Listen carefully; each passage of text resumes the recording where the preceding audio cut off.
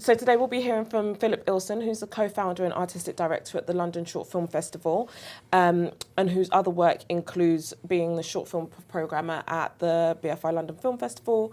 So can you talk us through your role as a short film programmer and as the artistic director at LSFF, and kind of what that involves and the whole selection process of short films to festivals? Yeah. In terms of the core selection of films that get submitted into the festival, I oversee that process. With London Short Film Festival, we're predominantly a British focus festival, and we have about 4 international programs. We also have a separate documentary programmer now, who we have about 4 documentary programs. But then we have about 30 to 35 shorts programs of British films. So we have a team of pre-selectors that watch those, and then but I'm also monitoring what they're watching and also seeing what they're writing about those films. With the BFI, it's slightly different. I oversee just 8 programs of shorts, because that's how many there are in the festival, right. And that's very much international. 8 programs, that's maybe 80 to 90 films, and about right. 20 of those will be British films. Whereas, within London Short Film Festival, there's going to be like 300 British films. Yeah. So it's kind of different. It's a different beast. With the London Short Film Festival, because it's predominantly British work, it's all coming through submissions because people know the festival. British filmmakers know the festival. With the BFI, it's there's a little bit of research as well going on in terms of international shorts of what's happening at other festivals. So I always see what's screening at Berlin, at Cannes, at some of the other major short film festivals around the world, and trying to get links to those films to see if I can, if there's something that we could fit. So let's kind of talk about short films first. When you're kind of programming and watching films, what are you looking for? That's a very broad question. Yeah.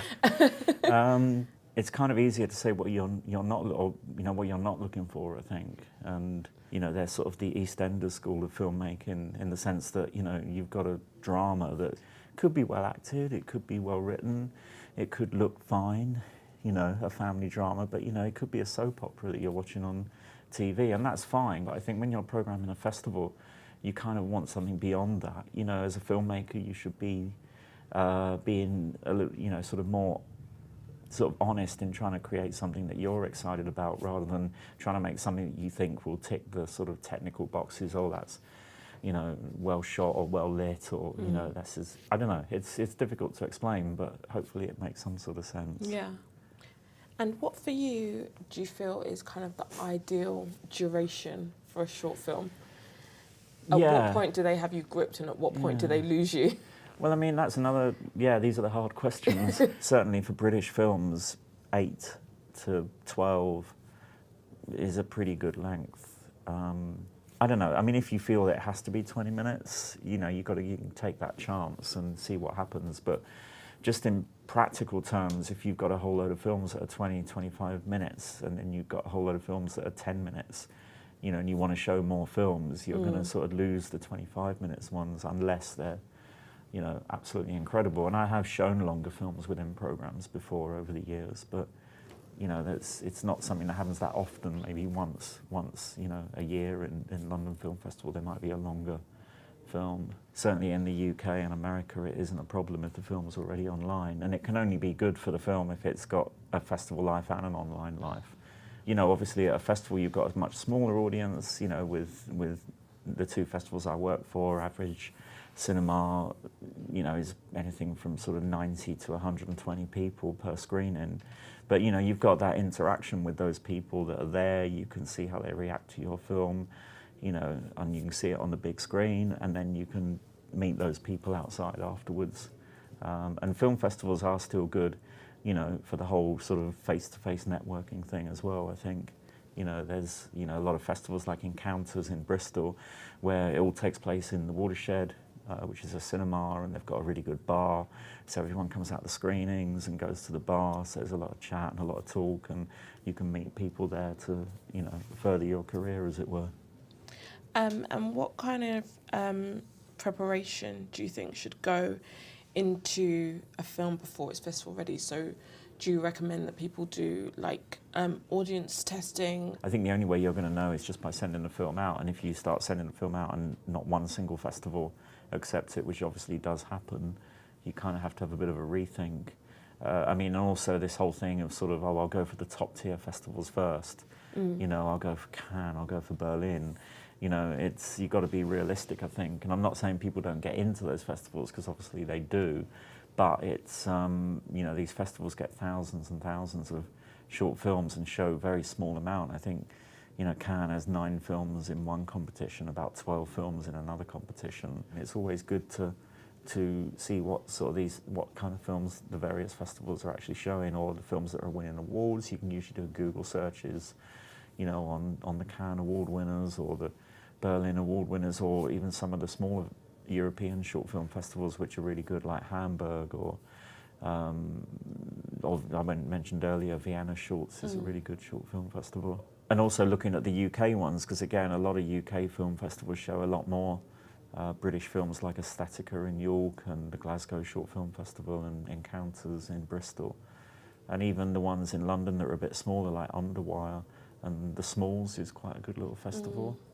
So there's a lot of places out there that are quite sort of established and get good audiences, and you know, you can sort of see what kind of films are going into those festivals. In terms of like, you know, producers who are budgeting a short film, what else are they really thinking about in terms of budgeting for festival strategy and marketing and stuff?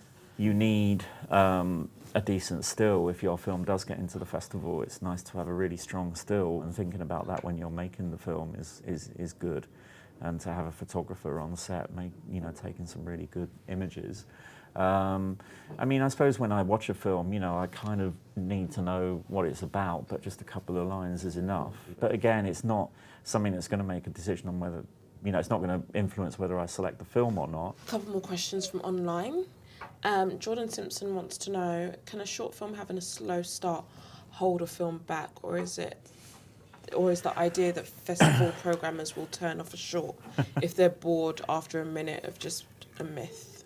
That's a good question as well. I think certainly working with pre-selectors, there are a lot more. The pre-selectors that we work with tend to be people that are new coming into the industry, and the fact that we're doing that now with both festivals, they're being very specific over watching every minute of every film. I don't know, it's a difficult question to answer, because if you start watching a film and 3-4 minutes in, it's like you can't hear what anyone's saying. It's like the camera's terrible, the technical stuff in the film is abysmal. It's going to be switched off because it's not something that you can put in front of an audience. So, you know, having a slow start isn't particularly a problem, no. I think as long as it's a strong image, I mean, yeah, having something that really draws people in straight away is really important, and it doesn't matter if it's slow, you know, you don't need all the punchy stuff at the beginning particularly. Yeah. So just to wrap up before we end, what would you say are kind of your, I'm not going to limit you to 3 or 5, but what are your kind of top tips just of how, like in terms of festival strategy? Firstly, you know, making a strong short film, getting it noticed, and in terms of submissions. You can maybe look at the short films of directors that have gone on to make bigger features. I think Christopher Nolan's first short is pretty easy to watch online. Is it called Doodlebug? I think. I'm not sure. I think it is. Andrea Arnold, as I said earlier, Wasp is a great short film, and she's made some great features. So I suppose, yeah, just seeing what films are films that have done well in the past. I don't know, again, this is a festival strategy thing, but you know, if you try 15 and then it doesn't get into any, then are you going to sort of think about, okay, I need to think about my next project? I mean, the other problem that filmmakers that are successful at festivals have is that they end up doing a lot of festivals and then they completely forget to make another film. Yeah. Pardon me, and I do actually know a couple of filmmakers that have done that, where they're so snowed under going to festivals that all of a sudden their sort of filmmaking career is a bit on hold, and they have to stop, you know, doing the whole festival circuit because it's just taking too much time. Obviously, it's good to go to a festival if your film is on, if it's screening, if it's not, as long as it's not in, I don't know, Palm Springs, and it's going to cost you a lot of money to get to. If it's sort of somewhere that's easily sort of that you can travel to on a cheap EasyJet flight, or somewhere within the UK, then definitely you should go.